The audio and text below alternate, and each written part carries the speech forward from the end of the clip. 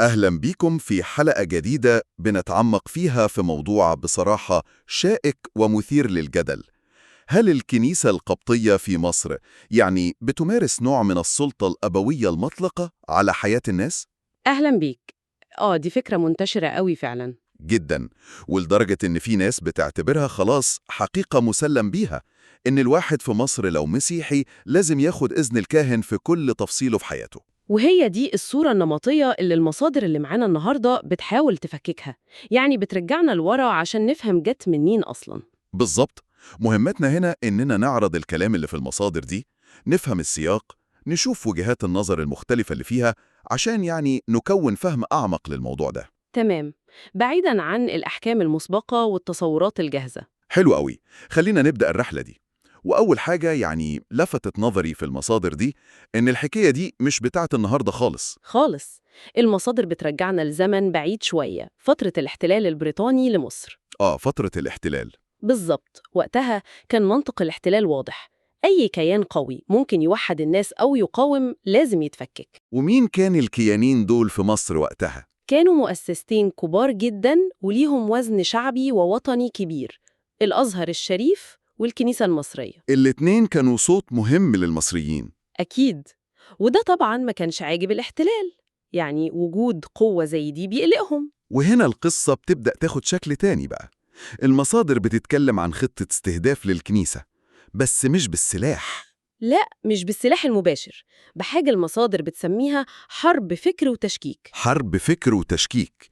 إزاي؟ الأداة الأساسية زي ما المصادر بتقول كانت حاجة اسمها الإرساليات. الإرساليات اللي هي البعثات التبشيرية وكده؟ هي كانت بعثات جاية من بره، بتيجي تحت غطاء الدين أو التعليم أو حتى المساعدات الاجتماعية. شكلها إنساني جدا من بره. تمام.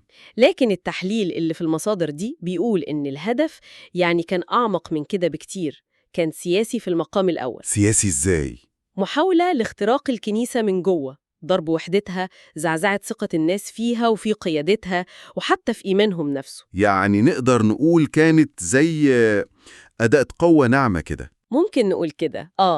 الهدف كان زرع الشك، التشكيك في كل حاجة تخص الكنيسة: عقيدتها، تاريخها، كهنتها، هويتها القبطية، كله. والكنيسة حسب المصادر فهمت اللعبة دي. فهمتها كويس قوي، ووقفت ضد الإرساليات دي بقوة، رفضتها. طيب ليه الرفض ده كان قوي كده؟ هل كان بس خوف على العقيدة الأرثوذكسية؟ بص، هو كان ليه سببين مهمين زي ما بنفهم من المصادر. الأول ديني طبعاً، يعني الحفاظ على الإيمان اللي ورثوه أباً عن جد، وده بيعتبروه جزء أساسي من هويتهم. تمام، والسبب التاني؟ السبب التاني كان وطني بحت. الكنيسة كانت خايفة إن بريطانيا تستغل وجود الإرساليات دي كشماعة، شماعة إزاي؟ يعني ذريعة للتدخل في شؤون مصر الداخلية. يقولوا إحنا بنحمي الأقليات وكده، وده يبرر استمرار الاحتلال. فهمت. فالموقف كان مركب، ديني ووطني في نفس الوقت. بالظبط، دفاع عن الإيمان وعن الوطن. طيب لما اترفضوا كده، الإرساليات دي عملت إيه؟ هنا بقى بدأت تتكون الصورة النمطية اللي لسه عايشة. هي دي النقطة. المصادر بتقول إنهم لما لقوا الأبواب مقفولة في وشهم بدأوا يشتغلوا بطريقة تانية: اللي هي نشر الشائعات وخلق صورة ذهنية وحشة عن الكنيسة. وأشهر شائعة فيهم واللي لسه بتتردد لحد دلوقتي هي فكرة السيطرة المطلقة. إن الكاهن هو المتحكم في كل حاجة. أيوة، إن الكاهن هو اللي بيقول للناس يعيشوا إزاي، ياكلوا إيه، يتجوزوا مين، يطلقوا إمتى، كأن الناس مجرد عرائس ماريونيت. وهي صورة فعلا بتنفر أي حد. أكيد. والمصادر بتوضح إن دي ما كانتش مجرد إشاعات عابرة، لأ، دي كانت جزء من خطة مدروسة. هدفها إيه؟ هدفها إن الناس تفقد الثقة في كنيستهم وتبعد عنها. والأخطر من كده كمان إن الخطة دي كانت موجهة لتفكيك الأسرة المسيحية نفسها. استهداف الأسرة؟ ليه الأسرة بالذات؟ المصادر بتقول إنهم شافوا إن الأسرة هي ممكن تكون نقطة ضعف يتسللوا منها للمجتمع كله. إزاي كانوا بيستهدفوا الأسرة؟ كانوا بيدخلوا نفسهم في الخلافات اللي بين أي زوجين تحت ستار إنهم عايزين يساعدوا ويقدموا النصح. بحجة المساعدة بالظبط. ويبدأوا يطرحوا أفكار تبان في الأول منطقية وجذابة، يسألوا أسئلة زي هو ليه الكنيسة تمنع الطلاق؟ مش من حق الواحد يكون سعيد؟ ليه تفضلوا في جوازة تعيسة؟ كلام يبان منطقي فعلا. أيوة، الكلام ده كان بيفتح الباب نفسياً لفكرة الطلاق والزواج تاني، اللي الكنيسة الأرثوذكسية يعني معروف إن ليها موقف صارم منه. يعني بيستقلوا المشاكل الشخصية عشان يحققوا هدف أكبر. تماماً، والهدف الأكبر ده المصادر بتسميه اسمه محدد، مخطط التجنيس. مخطط التجنيس؟ إيه ده؟ الفكرة ببساطة كانت إنهم يشجعوا زواج المصريين المسيحيين من أجانب، غالباً من نفس جنسية الإرسالية أو دول غربية موالية للاحتلال. وده فايدته إيه للاحتلال؟ فايدته إنه بيخلق روابط عائلية غربية جوه النسيج المصري نفسه، يعني الاحتلال بيكون ليه جذور جوه المجتمع عن طريق العائلات دي، وبالتالي يبقى صعب إنك تقتلعه. يا خبر، دي خطة ذكية وخطيرة جدا فعلا. طب الكنيسة عملت إيه لما حست بالخطر ده؟ المصادر بتقول إيه؟ الكنيسة أدركت الخطر المزدوج ده، خطر على الأسرة وخطر على الوطن، وكان رد فعلها حاسم. عملت إيه يعني؟ المصادر بتقول إنها شكلت لجان في كل حتة تقريباً، في الأبرشيات والكنائس. مهمة اللجان دي كانت حل المشاكل الأسرية قبل ما تكبر وتوصل لطريق مسدود.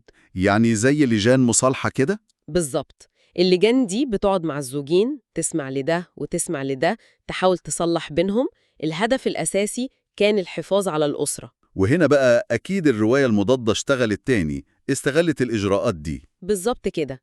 لما الكنيسة من خلال اللجان دي بدأت تصعب الطلاق السهل وخلته آخر حل خالص بعد ما كل محاولات الصلح تفشل، عملوا إيه المعارضين؟ استغلوا ده فوراً، وبدأت الإشاعات الجديدة. شوفوا الكنيسة متسلطة إزاي، بيتحكموا في حياة الناس، حابسين الناس جوه طقوس وممنوعات. مع إن الحقيقة من وجهة نظر المصادر دي كانت غير كده. كانت محاولة حماية زي ما المصادر بتقول، حماية للأسرة من إنها تتفكك، وحماية للبلد من الاختراق، وحماية للهوية من إنها تدوب. بس المصادر بتعترف إنه ممكن يكون في أخطاء حصلت في التطبيق. طبعاً، المصادر بتقول وارد جداً تحصل أخطاء بشرية، دي مؤسسة كبيرة وفيها آلاف الناس، لكن بتأكد إن الهجوم الشرس اللي حصل ده كان جزء من حرب الأفكار، لأن الكنيسة رفضت تكون أداة في إيد حد، رفضت تخضع. طيب عشان نفهم أكتر المنطق الداخلي للكنيسة زي ما المصادر بتعرضه، مهم نفهم معنى كلمة كنيسة أصلاً في السياق ده. يعني هي مش مجرد مبنى طوب وخلاص. نقطة ممتازة دي.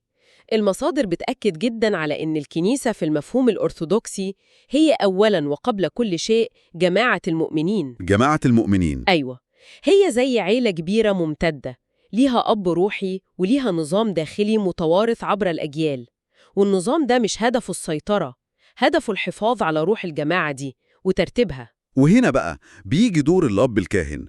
الصورة المشهورة إنه الحاكم بأمره، لكن المصادر بتقول حاجة تانية خالص. مختلفة تماماً. المصادر بتشدد إن الكاهن مش سلطة ومش حاكم، اللفظ المستخدم هو أب، أبونا. أب؟ دوره إيه الأب ده؟ دوره مش إنه يأمر وينهي، دوره هو الإرشاد الروحي، إنه يسمع الاعترافات، يصلي عشان ولاده الروحيين. هو زي حلقة وصل بتقرب الناس من ربنا، مش من شخصه هو. هو الأب اللي بيشيل هموم ولاده في صلاته، زي ما المصادر بتوصفه. المصادر كمان بتتكلم عن هيكل تنظيمي واضح جوه الكنيسة. ممكن نلخصه بسرعة؟ أكيد، هو في تسلسل مسؤولية وخدمة. يعني فوق خالص في البطريرك، بيقولوا عليه أبو الآباء، ده المسؤول عن الكنيسة كلها في العالم. تمام. بعده في الأساقفة، كل أسقف مسؤول عن منطقة جغرافية معينة اسمها إيبارشية، بيتابع الكنايس والكهنة والخدمة في منطقته. وبعدين الكاهن؟ أيوة، الكاهن اللي الناس بتتعامل معاه بشكل يومي في كنيستهم، هو اللي بيعمل الصلوات والأسرار الكنسية زي المعمودية والجواز والصلاة على اللي توفوا، وبيسمع الاعترافات. وفي كمان الراهب والشماس والخدام. الكاهن في الصلوات والخدمات، والخادم ده شخص عادي من الشعب بيتبرع بوقته ومجهوده لخدمة الكنيسة في مجالات مختلفة، زي مثلا تعليم الأطفال أو زيارة المرضى. اللافت إن المصادر بتوصف الترتيب ده مش كطبقات سلطة. لا خالص، بتوصفه بأنه طبقات محبة وخدمة. لكن يبدو أن الفهم الغربي للموضوع ده كان مختلف. إزاي؟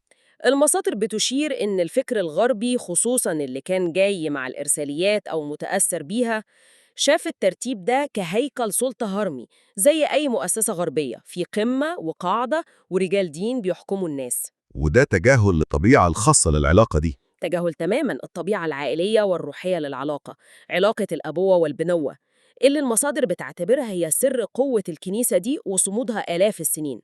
ويمكن ده كان مقصود، لأن طول ما الناس شايفين الكاهن أبونا والكنيسة بيتنا، بيبقى صعب جداً يتأثروا بأي حملات تشكيك. ده بينقلنا لنقطة مهمة جدا برضو المصادر بتتكلم عنها، فترة البابا شنودة الثالث وقراره المشهور بتاع لا طلاق إلا لعلة الزنا.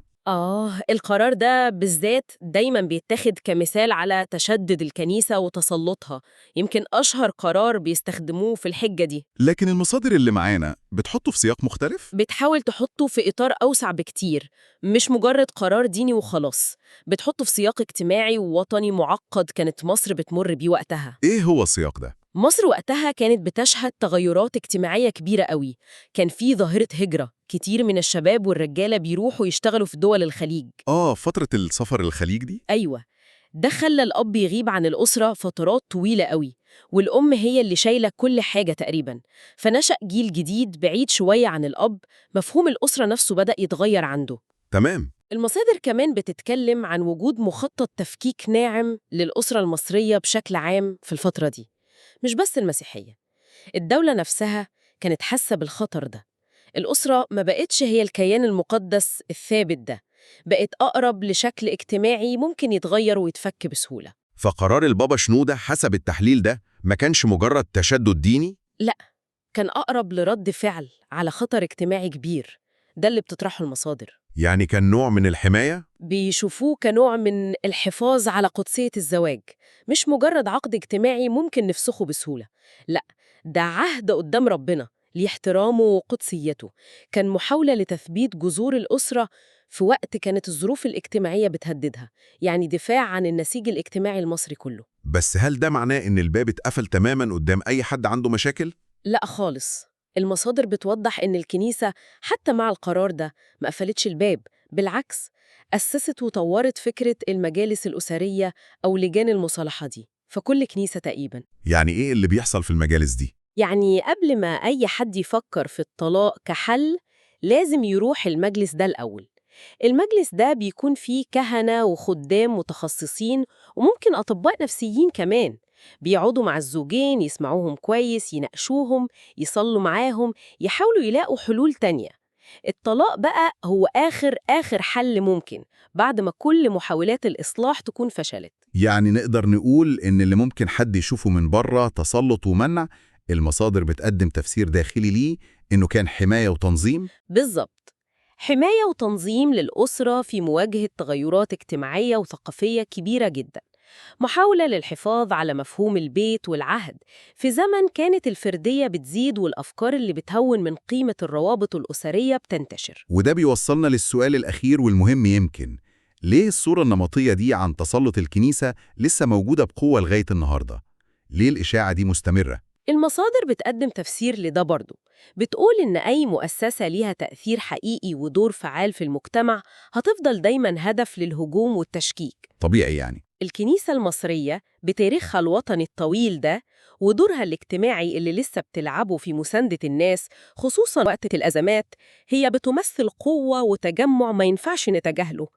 فطول ما هي بتقوم بالدور ده وطول ما هي متمسكة بمبادئها اللي ممكن تتعارض مع بعض الأفكار الجديدة، هيفضل في ناس بتحاول تشوه صورتها. وأدوات الحرب دي اتغيرت طبعا مع الزمن. أكيد، زمان كانت الإرساليات والكتب والمقالات، دلوقتي بقت السوشيال ميديا هي الساحة الرئيسية للحرب دي. بس بنفس الرسائل تقريبا. بالظبط، الأدوات بتتغير لكن الرسائل هي تقريباً، الكنيسة بتتحكم، الكاهن بيقرر كل حاجة، الدين ده قيود مش حرية، نفس النغمة القديمة بأشكال جديدة. والرواية دي زي ما المصادر بتقول بتتجاهل قصص وحالات تانية كتير قوي. بتتجاهل آلاف ويمكن ملايين الحالات اللي المشاكل اتحلت فيها جوه الكنيسة. أسر كانت على وش التفكك وتلم شملها تاني، شباب كانوا تايهين ولقوا طريقهم وهدف في حياتهم، ناس كانت بتمر بأزمات نفسية أو مادية صعبة ولقوا سند ودعم ومساعدة. المصادر مش بتنكر وجود أخطاء؟ لا طبعاً، المصادر مش بتنفي إن ممكن تحصل أخطاء بشرية من أفراد جوه الكنيسة، ده طبيعي في أي تجمع بشري كبير، لكنها بتأكد إن الدافع الأساسي للمؤسسة ككل مش السيطرة وحب السلطة. الدافع هو الحفاظ على الإيمان وعلى ولادها زي ما بتشوفهم. التشبيه اللي استخدمته المصادر هنا كان بليغ قوي، تشبيه الأم. بالظبط. الأم ممكن ساعات تكون شديدة شوية على ابنها أو بنتها، تمنعهم من حاجات معينة، مش عشان هي متسلطة وعايزة تتحكم فيهم، لا، عشان خايفة عليهم من خطر معين هي شايفاه وهم يمكن مش شايفينه.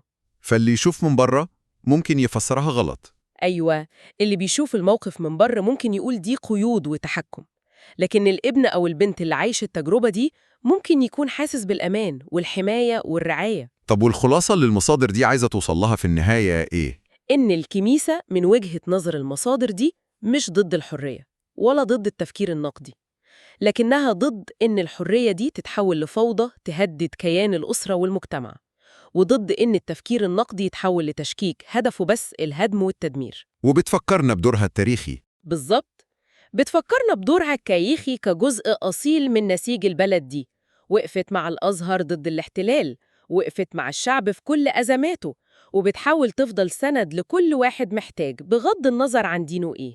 يبقى خلاصة رحلتنا في المصادر دي النهاردة بتقول إن فكرة تسلط الكنيسة القبطية دي صورة نمطية معقدة، ليها جذور تاريخية عميقة مرتبطة بمحاولات خارجية لإضعاف دور الكنيسة الوطني والروحي، خصوصاً في فترات حساسة زي الاحتلال البريطاني أو فترات التحول الاجتماعي اللي جت بعد كده. تمام، وإن الإجراءات اللي الكنيسة حدتها واللي ممكن ناس تشوفها من بره كنوع من السيطرة، المصادر دي بتقدمها كآليات للدفاع والحماية، حماية الإيمان وحماية الأسرة، وفي الآخر حماية الهوية الوطنية نفسها. وده بيوضح قد إيه مهم إننا نفهم السياق ونفرق بين الصورة اللي بتترسم من بره عن أي مؤسسة وبين الحقيقة أو التجربة اللي الناس اللي جوه المؤسسة دي عايشينها فعلاً. بالظبط، الحكم السطحي اللي مبني على الإشاعات ممكن يكون ظالم جداً لو متجاهل الظروف والأهداف الحقيقية اللي ورا القرارات. وده بيسيبنا في الآخر بسؤال مهم نفكر فيه كلنا.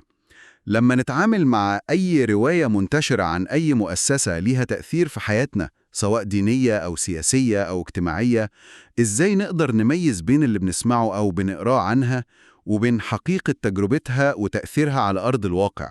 وإزاي فهم السياق التاريخي ممكن يغير حكمنا تماماً على أفعال ممكن نوصفها بسهولة وبساطة إنها تحكم أو سيطرة؟ سؤال مهم فعلا يستحق وقفة وتأمل.